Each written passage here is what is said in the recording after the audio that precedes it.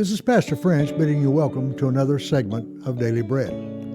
We appreciate you joining us, and if the program is a blessing to you, why don't you take a moment and hit the subscribe button. And when you've done that, hit the bell next to it so that you can get alerts when we have new programs up to help build your faith, encourage, and strengthen your walk with Jesus. In the last segment, I was talking about people taking responsibility for themselves and their actions. As I said, even in Christianity, we excuse ourselves by teaching the idea that Jesus will live in us and live for Jehovah for us, essentially taking over all aspects of our lives. Many even teach that it is impossible for human beings to have faith. They believe even that has to be given by Jehovah upon pre-selecting the person for salvation. Whatever happened to whosoever will let him come unto me, and also go into all the world preaching the good news, and whoever believes the message will receive salvation. Where in all of Scripture does it teach believers are relieved of all responsibility for themselves? If, as they teach, salvation is forced upon us by an act of predestination, then why do any preaching at all? Whoever is chosen will be, no matter what we do, and those who aren't will be condemned. To me, that makes no rational sense at all. The Father did not want a house full of robots. He wanted a house full of children, sons and daughters that love Him for who He is. One of the reasons doctrines like this are readily received is they relieve us of all responsibility for our actions, whether we know that is a reason or not. The Lord becomes the scapegoat for all our shortcomings. We can put all the blame on the Lord if we fail, because after all, He is living for me through me. We may not express this openly, but it is in the mind, and we gain some comfort from it. Jesus did not come to do it for us, but to show us how it's done. The same concept is held in secular society today.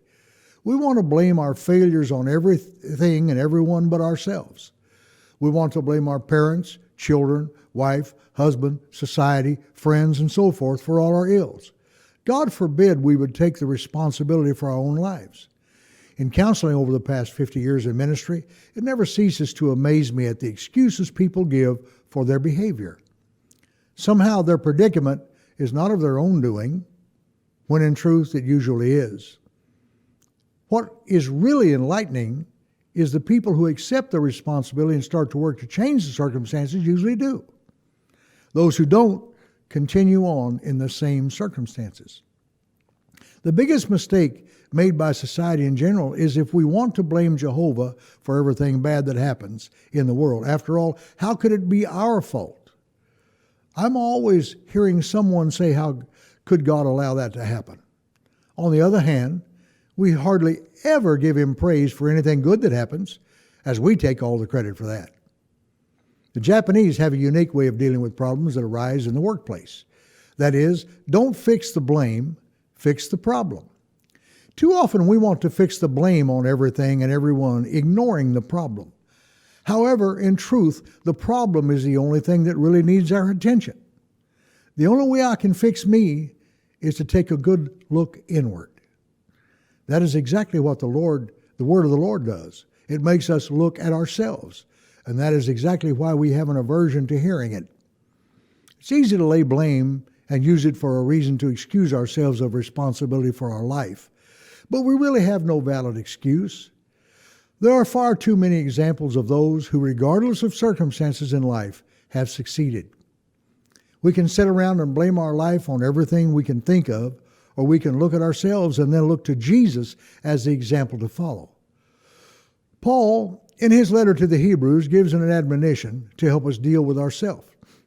Therefore, since we are surrounded by so great a cloud of witnesses, let us also lay aside every weight and sin which clings so closely, and let us run with endurance the race that is set before us.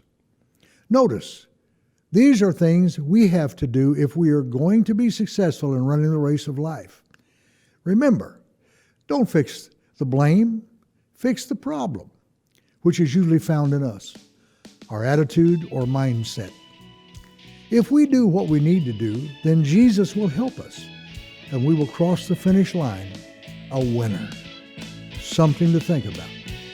So until next time, remember, give love, give life, give Jesus.